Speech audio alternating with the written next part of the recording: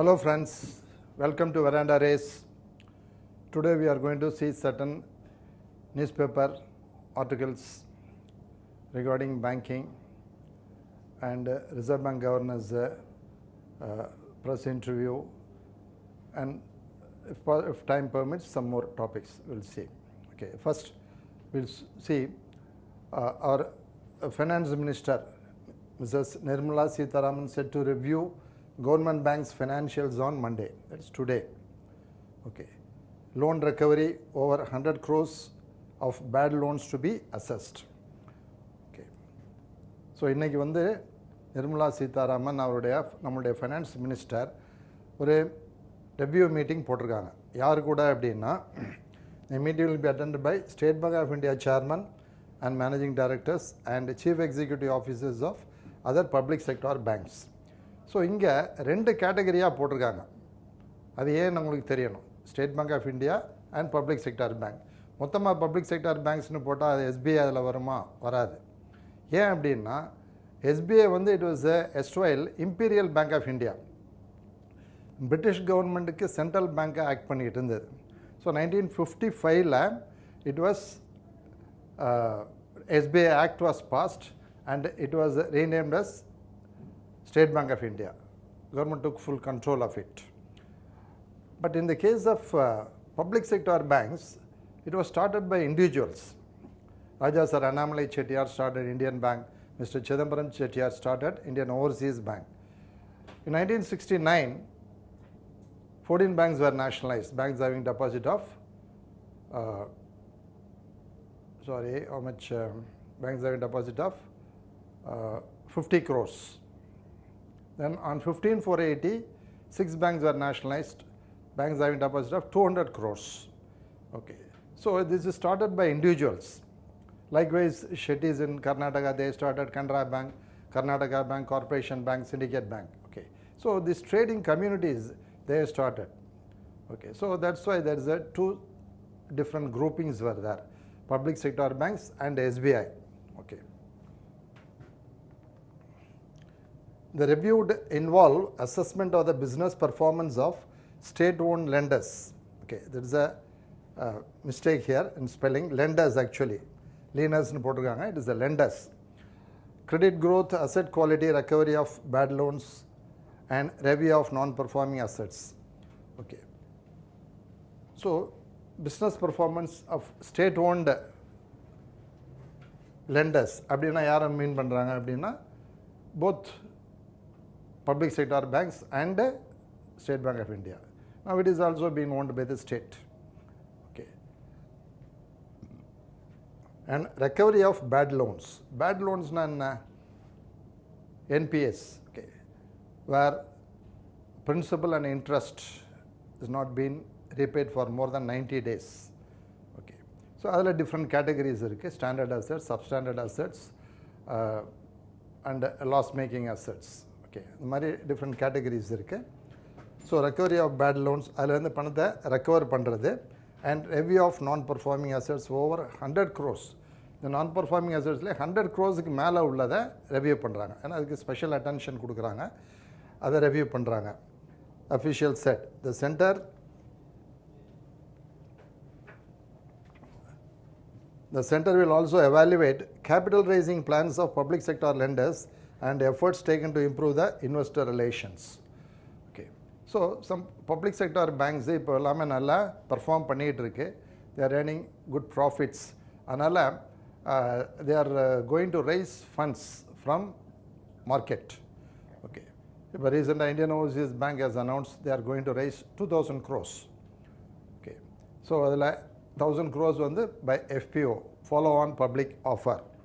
Okay, first initial public offer, subsequent அவங்க capital raise பண்ணால் it is called a FPO or follow on public offer. அதில் 1,000 crores அவங்க raise பண்ண போகிறாங்க. Okay, so this comes at a time when public sector banks have turned profitable and are looking to tap the markets. Tap the markets na capital markets, stock markets. So அதில் follow on public offer வரப்போகுது 1,000 crores. IOB பொறுத்த வரைக்கும் they made a press report. And raising capital instead of relying on government to infuse funds. So இதுக்கு முன்னாடி எப்படி இருந்ததுன்னா, அவங்க government were infusing funds. ஏன்னா பப்ளிக் செக்டர் பேங்க்ஸு லாஸ் மேக்கிங்காக இருந்ததுன்னா கவர்மெண்ட் will infuse funds. அந்த மாதிரி தான் இருந்தது. ஏன்னா இவங்க ப்ராஃபிட் வந்ததுன்னா டிவிடெண்டாக கொடுப்பாங்க. இவங்களுக்கு லாஸ் வந்ததுன்னா கவர்மெண்ட் இவங்களுக்கு they will infuse inject funds. Through the enhanced access and service excellence is 5.0 reforms. So the latest reforms standard வந்திருக்குது. Public sector banks have also been asked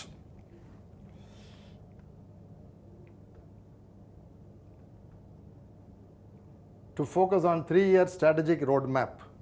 Strategic roadmap அப்படின்னா என்ன? Strategy அப்படின்னா long term plan. Okay. Tactics அப்படின்னா short term plans. Strategy means long term plans. So strategic roadmap அப்படின்னா ஒரு வரைபடம். அடுத்த 3 வருஷத்தில் என்ன பண்ண போகிறோம் அப்படிங்கிற மாதிரி அவங்க ஒரு பிளான் போடுறாங்க. And emphasis on supporting small businesses and agriculture. So the focus இந்த is அந்த ஸ்கீம்னுடைய ஃபோக்கஸ் என்ன அப்படின்னா agriculture and small scale industries. The strategic roadmap for each PSB would focus on business growth, profitability, risk, customer service, operations and capability building. Okay, so in the areas they are giving focus. In the is 5.0. Okay, the scheme idukku avanga they are giving focus. Okay. The review on Monday will also assess banks' performance on financial inclusion. So in the review la financial inclusion பத்தி அவங்க review பண்ண போறாங்க. What is financial inclusion? Providing banking and financial services to all sections of the society at an affordable cost. இப்போ நம்ம இந்தியாவில் இந்த banking penetration branch penetration ரொம்ப கம்மியாக தான் இருக்குது.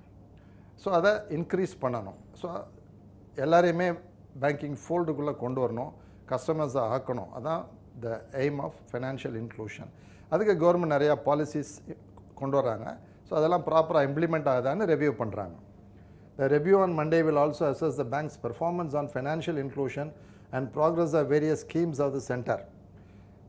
This would include functioning of accounts under the Pradhan Mantri Jan Dhan Yojana, PMJDY.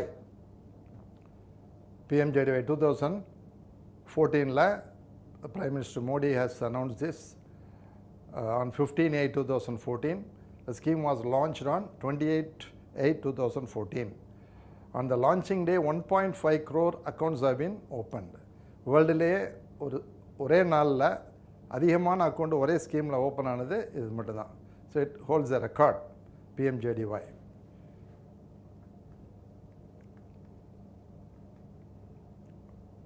Progress made in the schemes announced as part of Atmanirbhan.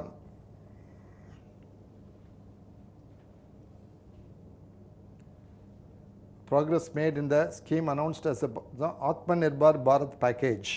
Atmanirbhar Bharat அப்படின்னா என்ன? Make in India. Make in India. Okay, இப்போ அதுக்கு கூட ஒரு word சேர்த்துருங்க. Make in India, make for the world. உலகத்துக்கு தேவையானதை இந்தியாவில் மேக் பண்ணுறது. ஸோ அதான் Atmanirbhar Bharat package. Such as agriculture infrastructure fund, animal husbandry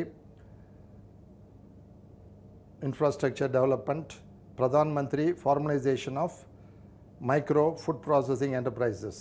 okay, animal ஹஸ்பண்ட்ரினா டைரி, பவுல்ட்ரி இதெல்லாம் வரும். அதே மாதிரி Pradhan Mantri micro food processing, சிறிய அளவில் ஃபுட் ப்ராசஸிங், நாட் பெரிய அளவில் இல்லை, சிறிய அளவில் food processing enterprises. A review of saturation drive of Kisan credit cards would also be undertaken. So Kisan credit card ஸ்கீமை அனௌன்ஸ் பண்ணியிருக்காங்க. நம்ம நார்மல் கிரெடிட் கார்டு மாதிரி அக்ரிகல்ச்சர்ஸுக்காக இந்த ஸ்கீம் கொண்டு வந்தாங்க. அவங்க அக்ரிகல்ச்சர் இன்புட்ஸ், ஃபர்டிலைசர்ஸு, விதைகள் வாங்கிறதுக்கு இதை யூஸ் பண்ணிக்கலாம். அப்புறமா it is been extended to animal husbandry and fisheries. Okay, so அதில் மேக்ஸிமம் 3 lakhs வரைக்கும் வாங்கலாம். அதனுடைய period it's valid for 5 years. Okay, so அந்த ஸ்கீம்ஸ், ஸோ இது எல்லாத்தையுமே our finance minister is going to review. என்னென்ன ஸ்கீம்ஸ், கவர்மெண்ட் ஸ்கீம்ஸ் வந்திருக்கு, அதில் பேங்க்ஸு எந்த அளவுக்கு ஈடுபாடாக பண்ணியிருக்காங்க, இம்ப்ளிமெண்டேஷன் எப்படி இருக்குது, ப்ராக்ரஸ் எப்படி இருக்குது, கவர்மெண்ட் ஸ்கீம்ஸினுடைய ப்ராக்ரஸ் எப்படி இருக்குது. அது மட்டும் இல்லாமல் பேட் லோன்ஸ், என்பிஎஸ், அதனோட ரெக்கவரி பொசிஷன்லாம் எப்படி இருக்குது. இது டிஃப்ரெண்ட் ஆஸ்பெக்ட்ஸ், பேங்கிங்னா different aspects, profitability, coming to the public to take capital from the market, FPO, follow-on public offer, எல்லாத்தையுமே they are going to review it. So today. So in the report it may be coming tomorrow. Okay. So we will go to the next slide. So now we are coming to the second slide. Targeting soft landing for economy, RBI Governor. So RBI Governor also again have a press meet because there was some controversy regarding the handling of the inflation. Our former economic advisor to the government, Mr. Arvind Subramaniam, he had made some criticism. So in response to that, our RBI Governor has had a press meet and he has given some explanation. We are going to see that. It is regarding the handling of the inflation. Okay. Reserve Bank of India Governor Shaktikant Das on Friday said the central bank has been targeting soft landing for the economy at a time when soaring inflationary pressures has necessitated domestic monetary tightening. Okay. So முதல்ல the English part of it பார்ப்போம். Soft landing. Soft landing னா என்ன? ஒரு plane land ஆகுது. எப்படி land ஆகும்? நார்மலாக without any ஜோல்ட்டு land ஆச்சு அப்படின்னா it is called soft landing. சமயத்தில் ஃபோர்ஸாக ஜோல்ட்டோட லேண்ட் ஆகும். It's called hard landing. சமயத்தில் அந்த மாதிரி ஆகிடும் because of so many factors, technical factors. Okay. So அது மாதிரி soft landing for the economy, நம்மளோட எக்கானமி சாஃப்ட் லேண்டிங்காக ஆகணும் அப்படின்னு அவர் டார்கெட் பண்ணுறாரு. டார்கெட்னா குறிக்கோள். Okay. Central Bank has been targeting a soft landing for the economy at a time when soaring inflationary pressure. Soaring na திடீர்னு மேலே போகிறது, பட்டம் பறகுது இல்லையா, மேலே போகுது இல்லையா, அதனால் சோரிங்னு சொல்கிறது. Okay. Soaring inflationary pressure has necessitated domestic monetary tightening because Reserve Bank of India as a central bank is in charge for monetary policy. So monetary policy மெயினாக it is concerned with the money supply. So அந்த மணி சப்ளையை அதை எப்படி control பண்ணுது? Okay, that is comes under monetary policy. அதுக்கு அதுக்கிட்ட நிறையா tools இருக்குது. How to control money supply. Okay, qualitative tools and quantitative tools. Qualitative tools, rationing of credit, margin adjustments, moral suasion and direct action. Quantitative tools, bank rate policy, CR rate policy, SLR rate policy and open market operations. So இந்த மாதிரி different tools அது கையில் இருக்குது. இந்த tools அதை use பண்ணி மணி சப்ளையை control பண்ணுது. Okay. He countered arguments that the central bank should have acted early to tackle the price rise, that it was behind the curve. Okay. So ஒரு கிரிட்டிசிசம் எழுந்திருக்கு மார்க்கெட்டில். என்ன அப்படின்னா central bank should have acted early.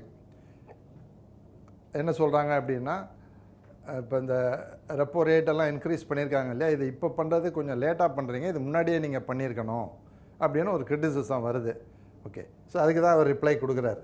He countered the arguments that the central bank should have acted early to tackle the price rise, that it was behind the curve. Okay. behind the curve அப்படின்னா என்ன meaning அப்படின்னா ரெண்டு விதமாக சொல்லுவாங்க. ahead of the curve and behind the curve. ஒரு trend நடக்குது, அந்த ட்ரெண்டை expect பண்ணி ஆக்ட் பண்ணுறது. ஓகே. ஸோ அந்த ட்ரெண்டு நடந்து முடிஞ்சதுக்கப்புறம் ஆக்ட் பண்ணுறது பிஹைண்ட் த கர்வ். அது முன்னாடியே நம்ம ட்ரெண்டு நடக்க போகுதுன்னு தெரிஞ்சு ஆக்ட் பண்ணுறது அஹெட் ஆஃப் த கர்வ். இப்போ ஸ்டாக் மார்க்கெட்டு கீழே உள்ள போகுது அப்படின்னு ஷேர்ஸ் எல்லாம் வித்துடுறது. ஓகே. இது அஹெட் ஆஃப் த கர்வ்.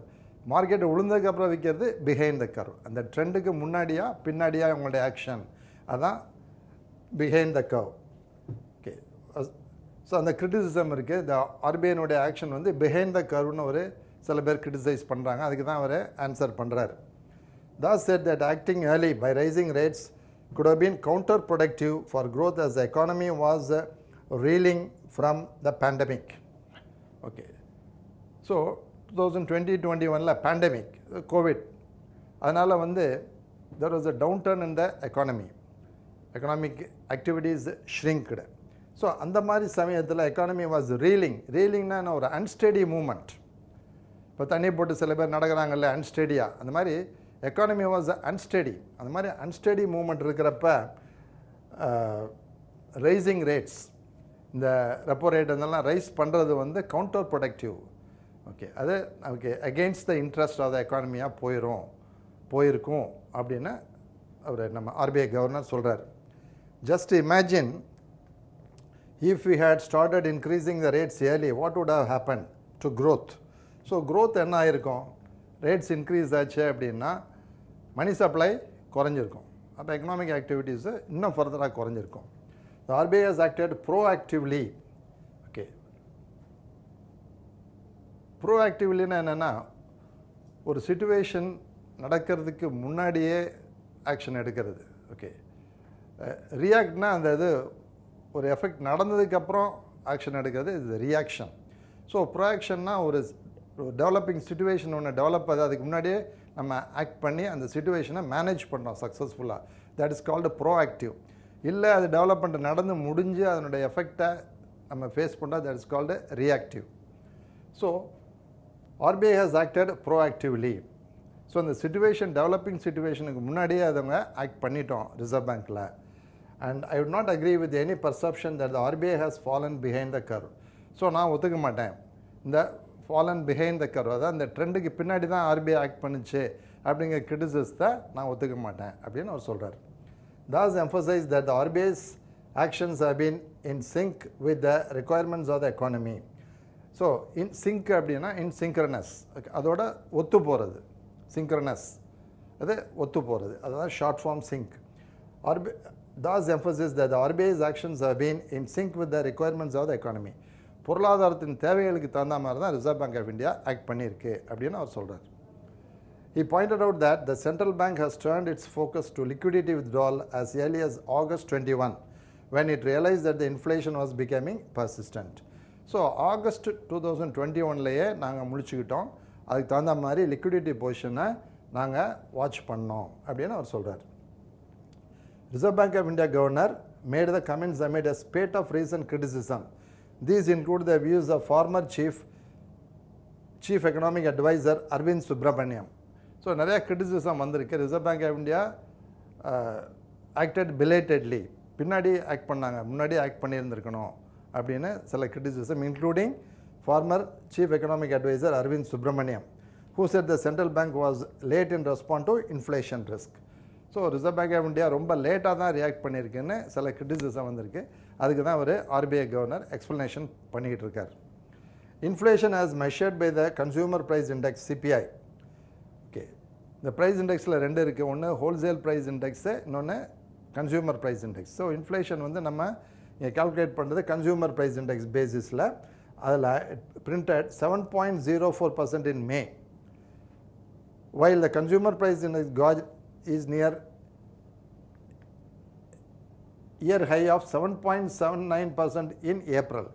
ஏப்ரலில் 7.79% இருந்தது, மேலே 7.04 குறைஞ்சிருக்கு. So it is declining, actually inflation rate is declining. Retail inflation remained well above RBI's mandated band of 2 to 6% for the first 5 months of 2022. So RBIனுடைய target என்ன அப்படின்னா, இன்ஃப்ளேஷனுங்கிறது டோட்டலாகவே அவாய்ட் பண்ண முடியாது. Already I have explain. இப்போ ஒரு automobile engine run ஆச்சு அப்படின்னா ஹீட் ஆகும். ஸோ அதே மாதிரி எக்கானமி ரன் ஆகிறப்ப, ஆக்டிவிட்டீஸ் இருக்கிறப்ப இன்ஃப்ளேஷன் இஸ் அ கொராலரி, அது அதனுடைய விளைவு தான் அது நேச்சுரல் ப்ராசஸ். ஸோ 4%ங்கிறது இட் இஸ் அ ரீசனபிள், 4%ங்கிறது இட் இஸ் ரீசனபிள். பட் இவங்க ஒரு மார்ஜின் ப்ளஸ் ஆர் மைனஸ் 2%, அதாவது 4 - 2 ஆர் +2, அதான் அவங்க சொல்கிறாங்க 2 to 6% for the first 5 months. So அந்த மானிட்ரி பாலிசி கமிட்டினுடைய டார்கெட்டே அதான், 4% ± 2%. Okay, a surge in global commodity prices, particularly crude oil, since Russia's invasion of Ukraine and in late February have significantly increased the upside risk of India's inflation. So Russia's invasion of Ukraine, okay, 3 monthsக்கு மேலே ஆகுது. So அதனால் என்ன ஆச்சு அப்படின்னா, oil supply affect ஆச்சு. அப்போ petrol price, crude oil price increase ஆச்சு, நமக்கு இங்கே பெட்ரோல் ப்ரைஸு இன்க்ரீஸ் ஆச்சு இல்லைங்களா. ஸோ அதே தான் a surge in global commodity price, particularly crude oil, because of Russia's invasion. So oil price, crude oil increase ஆச்சுன்னா இங்கே நம்ம பெட்ரோல் ப்ரைஸ் இன்க்ரீஸ் ஆகுது. பெட்ரோல் ப்ரைஸ் இன்க்ரீஸ் ஆச்சுன்னா அதனுடைய ரிசல்ட் என்ன ஆகுதுன்னா ஆல் கமாடிட்டிஸ் ப்ரைஸ் இன்க்ரீஸ் ஆகுது. காய்கறி விலை, மற்ற பொருள்கள் விலை, ஏன்னா எல்லாமே டிரான்ஸ்போர்ட் மூலியமாக தான் வருது, லாரி மூலியமாக தான் வருது. ஸோ லாரி ஓனர்ஸ் என்ன பண்ணுறாங்க, பெட்ரோல் விலை ஏறிச்சுன்னு வாடகை ஏற்றுறாங்க. வாடகை ஏற்றுறப்ப அந்த கமாடிட்டிஸை கொண்டு வர லேண்டட் காஸ்ட்டு கூடிடுது. ஸோ அப்போ அவங்க எல்லா கமாடிட்டிஸும் ப்ரைஸு இன்க்ரீஸ் ஆகுது. So it results in inflation. Upside risk of India's inflation. Thus said that the conflict had come without any forward guidance or advance notice. Russia Ukraine மேலே வார எடுக்க போகிறாங்க அப்படின்னு யாருக்கு முன்னாடியே தெரியாது. ரெண்டு பேருக்கு நடுவில் ஒரு டிஃப்ரென்ஸ் ஆஃப் ஒப்பீனியன் இருக்குது. ரஷ்யாவுக்கு உக்ரைனுக்கு ரொம்ப நாளாக இருந்துகிட்டு இருக்கு, for years together. But Russians invest பண்ணுவாங்க உக்ரைனை அப்படின்னு யாருமே எதிர்பார்க்கல. It was a surprise move on the part of Russians. So அதை யாருமே எதிர்பார்க்கல. அதுதான் அவர் சொல்கிறாரு, forward guidance or advance notice. Advance நோட்டீஸ்லாம் ஒன்றும் அவங்க கொடுக்கல. Countering suggestions that the RBI should have embarked on a tightening cycle before it announced surprise rate hike on May. Thus expressed doubt over whether such action would have helped rein in inflation. So இதே தான் முன்னாடியே செஞ்சுருக்கணும். மேலே அவங்க செஞ்சாங்க இல்லையா, repo rate increase பண்ணாங்க இல்லையா, 40 basis point, அதுக்கப்புறம் 50 பேசிஸ் பாயிண்ட் இன்க்ரீஸ் பண்ணாங்க இல்லையா, இதை இன்னும் முன்னாடியே செஞ்சுருக்கணும் அப்படின்னு சொல்கிறத நான் ஒத்துக்க மாட்டேன். மறுபடியும் அதே பாயிண்ட்டுக்கு தான் அவர் வர்றார். Okay, thus expressed doubt over whether such action would have helped rein in inflation. I mean, rhetorically I can say that it could have prevented the spike in inflation which has now been caused by the war. No inflation would still be at 7%, he said. Following a 40 basis point rate hike in May 4th. May 4th அப்போ 40 basis point, ஒரு basis pointங்கிறது 0.01. Okay, இப்போ 40 basis pointங்கிறது 0.40. RBI's Monetary Policy Committee announced and 50 basis point hike in the repo rate on June 8th. Okay, so May 4th அப்போ 40 basis point, June 8th அப்போ 50 basis point increase பண்ணியிருக்காங்க. So thus said that while the RBI had left the benchmark policy rate unchanged in the April monetary policy statement, ஏப்ரலில் policy rates எதையுமே மாற்றலை, அப்படியே maintain பண்ணாங்க. The central bank had initiated a move towards higher money market rates by setting a higher rate for the standing deposit facility. So இதுவும் please note பண்ணிக்கோங்க. SDF புதுசாக வந்திருக்குது, standing deposit facility. In April, the central bank launched the SDF, replacing the reverse repo rate as the lower band of the liquidity adjustment facility corridor.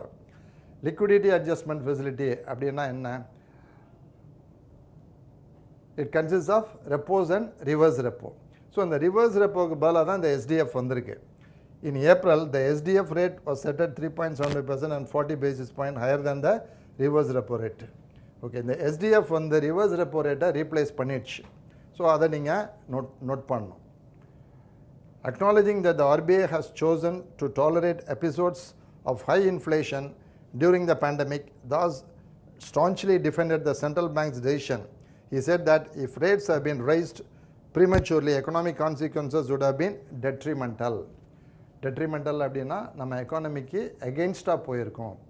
முன்னாடியே நம்ம இதை செஞ்சுருந்தோம்னா இது இந்த repo rate இன்க்ரீஸை பண்ணியிருக்காங்க இல்லையா மே அண்டு ஜூனில், இதை முன்னாடியே ஏன் செய்யலைங்கிறது தான் கிரிட்டிசிசம். அதுக்கு தான் RBI கவர்னர் எக்ஸ்ப்ளனேஷன் கொடுக்குறாரு. முன்னாடியே செஞ்சுருந்தா economy would have affected. Okay, so இது about the criticism against RBI, அதுக்கு அவருடைய எக்ஸ்ப்ளனேஷன். இது அடுத்தாப்பில் ஒரு நியூஸ் பார்ப்போம்.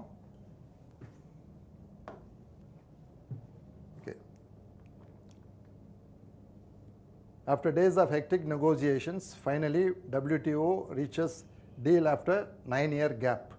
9 வருஷத்துக்கு அப்புறம் இப்போ ஒரு டீலை கிளின்ச் பண்ணியிருக்காங்க. நம்ம போன வீடியோவில் கூட பார்த்தோம். அப்போ இன்கன்க்ளூசிவாக இருந்தது, ஏன்னா ரிப்போர்ட்டே வரல, கன்க்ளூட் ஆகிருக்கு. 4 days தான் முதல்ல இருந்தாங்க, அதை 1 day எக்ஸ்டெண்ட் பண்ணாங்க. ஏன்னா மெம்பர்ஸ்குள்ளே ஒரு அக்ரிமெண்ட் வரல, 1 day இன்க்ரீஸ் பண்ணாங்க. அப்போ கூட நம்ம போன ரிப்போர்ட் வந்தப்போ அவங்களுடைய WTOடைய ரிப்போர்ட் வரல. ஓகே, இப்போ ரிப்போர்ட் வந்திருக்கு. ஸோ ஒரு deal has been stuck after 9-year gap. include a temporary IPR waiver for COVID jabs. COVID jabs na vaccine, COVID vaccine, and pack to curb subsidiaries for harmful fishing. So இது ரெண்டுமே வந்து is directly concerned with India. India இது ரெண்டுக்குமே போராடிச்சு. Okay. Members of the World Trade Organization clinched a historic deal on Friday in Geneva. So அவங்க headquarters ஜெனீவால தான் இருக்கு. So முதல்ல காட்னு இருந்தது, general agreement on trade and tariffs. Okay, Uruguay ரவுண்ட்ஸுக்கு அப்புறம் இந்த WTO வந்திருக்கு. clinched a historic deal on Friday Geneva after days of hectic negotiations. Okay, lot of negotiations are going on. ஏன்னா ஒவ்வொரு கண்ட்ரியும் அவங்களோட இன்ட்ரெஸ்ட்டை பார்க்குறாங்க.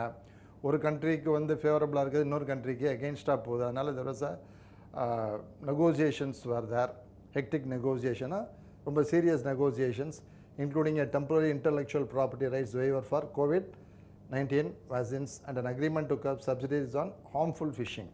So இது ரெண்டுமே promoted by India.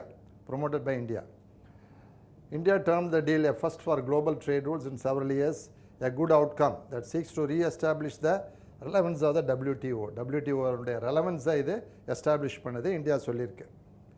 India's Commerce and Industry Minister Piyush Goyal hailed the outcome as a win for multilateralism. Multilateralism அப்படின்னா என்ன? மல்டினா என்ன? மெனின்னு அர்த்தம். Multifaceted, multipurpose, multi touch, okay, multigrain, எல்லாம் மல்டினா more than one. Okay, so இந்த மாதிரி மல்டின்னு ஆரம்பிச்சதுன்னா மோர் தென் ஒன்றுன்னு நம்ம முடிவு பண்ணிக்கணும். ஸோ அப்படி தான் நம்ம வொக்காபுலரியை இன்க்ரீஸ் பண்ணிக்கணும். மல்டிங்கிறதுல ஏகப்பட்ட வேர்ட்ஸ் இருக்குது. Okay, multigrain, multipurpose, government programme, multipurpose ப்ரோக்ராம்னு ஒரு கவர்மெண்ட் ப்ரோக்ராமே இருக்குது. ஓகே, மல்டி கிரைன், சத்துணவு மாவு இல்லையா, மல்டி கிரைன், நிறையா சிறுதானியங்களை போட்டு செய்கிறது மல்டி கிரைன் ஃப்ளோர். இந்த மாதிரி மல்டி அப்படின்னா மோர் தென் ஒன். லேட்ரலிசம், ஓகே, லேட்ரல்னா ஒரு சைடு. ஓகே, நம்ம குவாடில் லேட்ரல்னு சொல்கிறோம் இல்லையா, 4 பக்கம் உள்ளதை குவாடில் லேட்ரல்னு சொல்கிறோம் இல்லையா. ஸோ யூனிலேட்ரல்னா ஒரு சைடு, பைலேட்ரல்னா 2 சைடு. இப்போ 2 கண்ட்ரிக்கு நடுவில் ஒரு அக்ரிமெண்ட் வருதுன்னா இட்ஸ் அ பைலேட்ரல் அக்ரிமெண்ட். ட்ரைலேட்ரல்னா 3 கண்ட்ரிக்கு நடுவில் ஒரு அக்ரிமெண்ட் வருதுன்னா ட்ரைலேட்ரல். ஓகே, ஸோ அது மல்டிலேட்ரல்னா மோர் தென் நிறையா. இது 160 பேர் இருக்காங்க அதில். WTOவில் members more than 160. Okay, so அதான் multilateralism. So it's a win situation for multilateralism. It was also agreed that the final solution would be reached on customs duties on electronic transmission in the next ministerial conference of the WTO not later than March 24. இன்னும் எல்லாத்துலேயுமே conclusive agreement வரல. சில இதை postpone பண்ணியிருக்காங்க. Electronic transmission அதில் அந்த குட்ஸுக்கான டியூட்டிஸை impose பண்ணுறதில்ல. ஒரு அக்ரிமெண்ட்டு பிஃபோர் March 2024 ரீச் பண்ணுவோம் அப்படின்னு சொல்லியிருக்காங்க. So there is currently a moratorium on this. Moratoriumனா no further movement-னு அர்த்தம். ஓகே, no further movement, அது இன்க்ரீஸும் இல்லை டிக்ரீஸும் பண்ணல. அதான் no further movement, moratorium. அப்படியே ஃப்ரீஸ் பண்ணி வச்சுருக்காங்க அந்த duties. Okay, the United States is pleased with the decision by the ITO minister. So United States, they are pleased with the outcome of the WTO meet. US Trade Representative Catherine Tai. This WTO outcome will reduce the trade costs and provide opportunities for small and medium-sized business while supporting supply chain resilience. Resilience அப்படின்னா புத்துயிர் பெற்று வர்றது, புத்தாக்கம் பெற்று வர்றது resilience. Across manufacturing, agriculture and services rely on constant flow of information for the production process and operations. The deal on crucial issues was forged early Friday after a 4-day ministerial meeting attended by more than 100 trade ministers was extended to resolve. 1 day extend பண்ணாங்க. contentious issues, contentiousனா ஒரு ஒருமித்த கருத்து வரல, மாறுபட்ட கருத்துகள். contentious issues and reach consensus அப்படின்னா ஒருமித்த கருத்துக்கு வர்றாங்க. ஒருமித்த கருத்து இல்லாமல் இருந்தது. 5 நாள் நெகோசியேஷன்ஸ் முடிஞ்சதுக்கப்புறம் ஒருமித்த கருத்துக்கு வராங்க. consensus amid geopolitical tensions heightened by Ukraine war. The deal includes 7 agreements. இந்த WTO டீலில் 7 அக்ரிமெண்ட் வந்திருக்கு. ஸோ அதனுடைய டீலை பற்றி சொல்கிறாங்க. WTO reaches historic accord after hectic negotiations. big boost for multilateral trading system. Deal includes temporarily patent waiver for COVID vaccines for a period of 5 years. முதல்ல சொன்ன அதே தான் 5 இயர்ஸுக்கு வந்து வேவர் பண்ணியிருக்காங்க, பேட்டன்ட் ரைட்ஸை வேவ் பண்ணியிருக்காங்க.